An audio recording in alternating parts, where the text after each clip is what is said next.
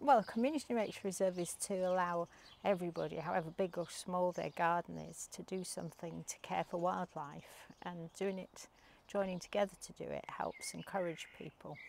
We only launched in January of this year, but at this stage we've got 211 people signed up. It creates a community of people that want to connect with each other as well. Well, we've been here for 25 years, and when we came, like any new estate, it was just a green patch of closely mown grass and absolutely nothing else in the garden. As we started to fill the garden with trees and shrubs and plants, we found that it was a haven for birds. There were just loads of them, and so then that sort of prompted me to want to do more to encourage wildlife. I think it's very important in the situation we're facing with such a terrible crash in biodiversity and all the pressures on wildlife spaces through population and pollution, and that we need to make space for wildlife. We need to welcome it and look after it.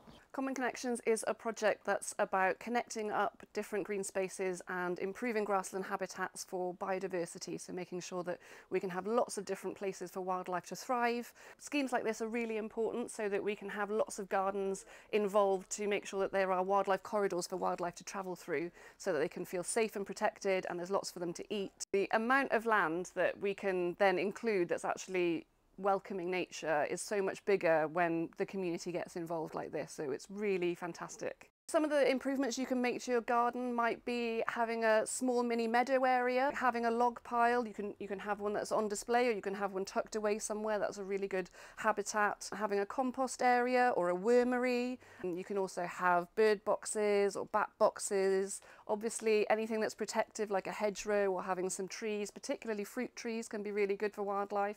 Using all your available space, so having things growing vertically. If you have a fence, having a small hedgerow if you can fit it in.